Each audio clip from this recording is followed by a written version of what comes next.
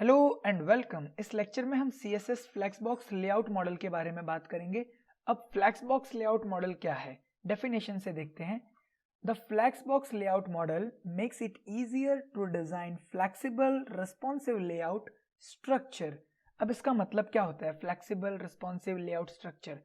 अगर आप कोई भी वेबसाइट को देखोगे तो उसका जो डिस्प्ले होने का तरीका होता है वो कंप्यूटर में अलग होता है एंड मोबाइल में अलग होता है। दैट मीन्स कि जो डिस्प्ले का साइज है उस हिसाब से वो वेबसाइट खुद को एडजस्ट करता है, मतलब वो रिस्पॉन्स करता है डिस्प्ले के साइज के हिसाब से। सो ये रिस्पॉन्सिव लेआउट स्ट्रक्चर बनाने के लिए हम फ्लैक्सबॉक्स का यूज करते हैं। अब कोडिंग पे जाने से पहले आपको दो चीजें मैं बताना चाहता हूँ।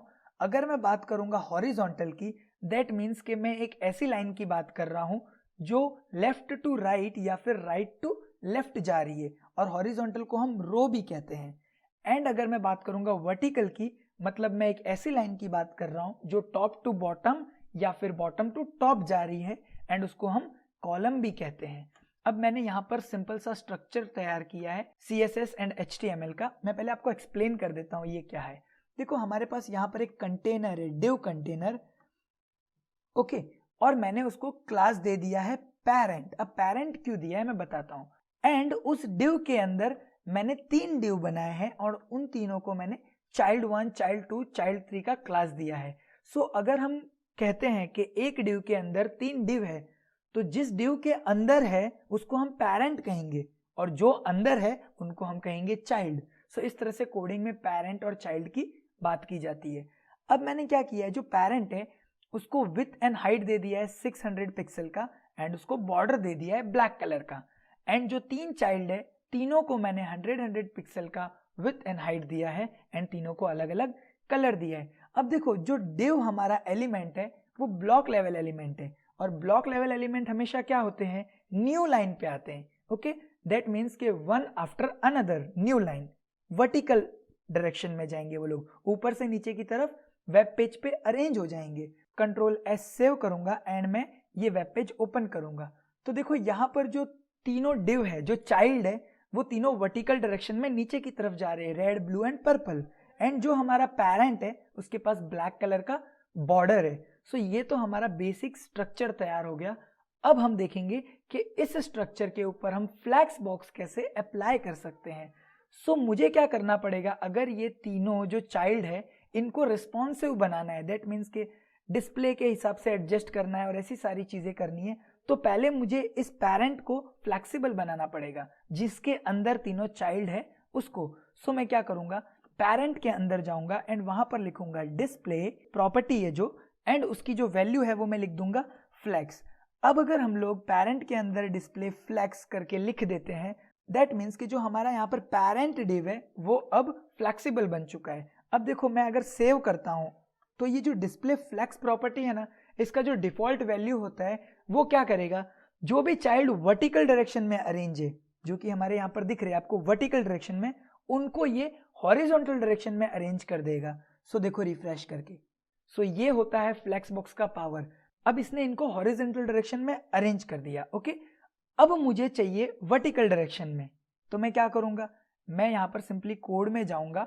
अब देखो यहाँ पर डिस्प्ले फ्लेक्स हो गया, लेकिन अब मुझे फ्लेक्स का डायरेक्शन देना है, तो मैं यहाँ पर लिखूंगा flex direction and flex direction को मैं कर दूंगा कॉलम। कॉलम मीन्स क्या होता है, वर्टिकल लाइन। ओके, आपको ये याद रखना है, जैसे कि मैंने यहाँ पर डायग्राम की मदद से समझाया, columns means vertical line.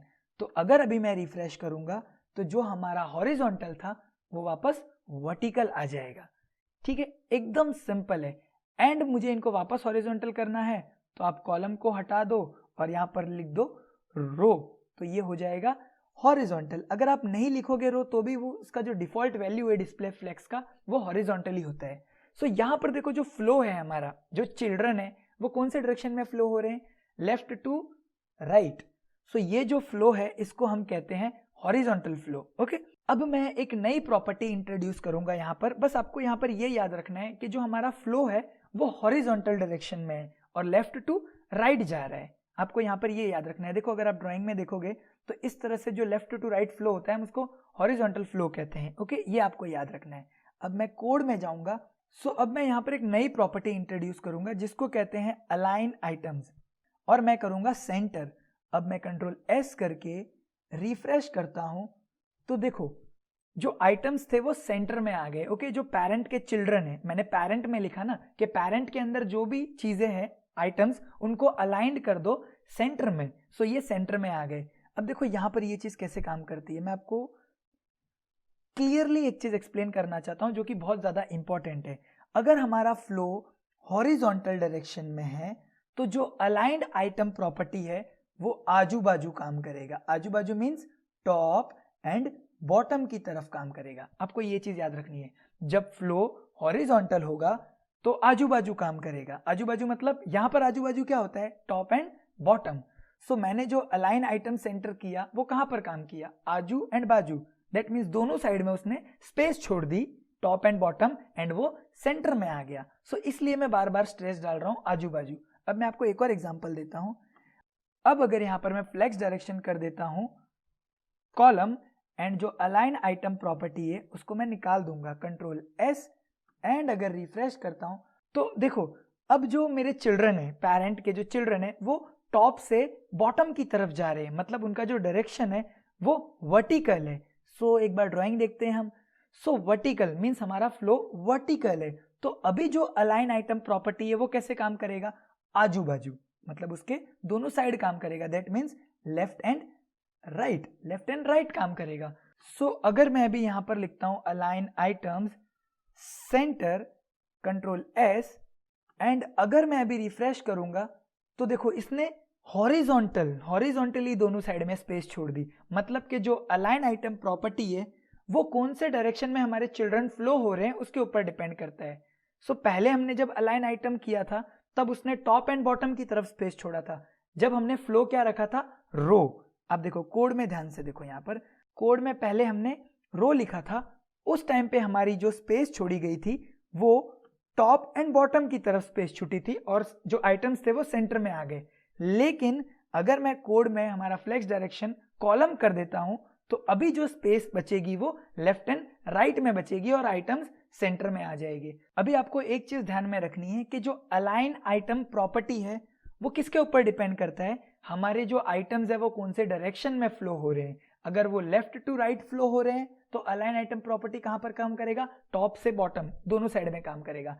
And अगर वो वर्टिकल फ्लो हो रहे हैं, टॉप टू बॉटम अगर हमारे चिल्ड्रन फ्लो हो रहे हैं तो इस टाइम पे align item property left and right ये दोनों साइड में काम करेगा, जैसे कि अभी आपको डिस्प्ले पे दिख रहा है। सो ये तो एकदम सिंपल चीज हो गई। अब देखो यहां पर मैंने फ्लेक्स डायरेक्शन कॉलम रखा है और यहां पर मैं लिख देता हूं flex and control S, and अगर अभी मैं रिफ्रेश करूंगा तो ये कंप्लीटली राइट साइड में शिफ्ट हो जाएगा। ओके, एंड अगर मैं यहां पर कर देता हूं फ्लेक्स स्टार्ट तो अभी ये एकदम स्टार्टिंग में शिफ्ट हो जाएगा, कंट्रोल एस एंड रिफ्रेश। सो इस तरह से काम करता है। अब हम एक और बार रो का एग्जांपल देख लेंगे। रो कंट्रोल एस एंड रिफ्रेश। सो देखो अभी एकदम ऊपर की तरफ है। अगर मैं यहां पर लिख दूंगा, रो की बात चल रही है, ओके, फ्लेक्स एंड, तो इस टाइम पे जो सारी आइटम्स है वो नीचे की तरफ शिफ्ट हो जाएंगे। सो ये जो है बहुत इंपॉर्टेंट चीज है और आपको इसके ऊपर बहुत ज्यादा ध्यान देना चाहिए क्योंकि कभी कभी इसको समझना थोड़ा डिफिकल्ट होता है। सो अब हम क्या करेंगे, यहाँ पर आपको एक और नई प्रॉपर्टी दिखाना चाहता हूं मैं। पहले मैं ये सारा हटा देता हूं, flex direction and all, control S and refresh. अब ये हमारा पूरा नॉर्मल हो गया, ठीक है। अब जो रेड कलर वाला पार्ट है उसका जो हाइट है उसको मैं निकाल दूंगा। ओके, सो हाइट को मैं निकाल देता हूं यहाँ पर, क्यों मैं आपको बताता हूं। कंट्रोल एस एंड मैं यहाँ पर फिर से लिखूंगा अलाइन आइटम्स, अब मैं यहां पर लिखूंगा स्ट्रेच, अलाइन आइटम्स स्ट्रेच। अब देखो यहां पर आपको जो फ्लेक्स है उसका मतलब क्या होता है, हॉरिजॉन्टल डायरेक्शन, लेकिन चलो फिर भी हम यहां पर लिख देते हैं flex direction row, that means कि हॉरिजॉन्टल फ्लो हुआ। अब ये हॉरिजॉन्टल फ्लो है तो जो हमारा अलाइन आइटम प्रॉपर्टी है वो कैसे काम करेगा, टॉप एंड बॉटम। सो अगर अभी मैं रिफ्रेश करूंगा तो जो हमारा रेड कलर वाला बॉक्स है वो स्ट्रेच हो जाएगा टॉप एंड बॉटम की तरफ एंड पूरा जो स्पेस है वो ऑक्यूपाई करेगा। सो देखो इस तरह से अलाइन आइटम जो प्रॉपर्टी है वो काम करता है। बस इतना याद रखो कि जो अलाइन आइटम प्रॉपर्टी है वो किसके ऊपर डिपेंड करेगा, आपका फ्लेक्स डायरेक्शन क्या है। ओके, सो इस लेक्चर के लिए इतना ही। नेक्स्ट लेक्चर में हम कंटिन्यू करेंगे फ्लैक्सबॉक्स को। Thank you.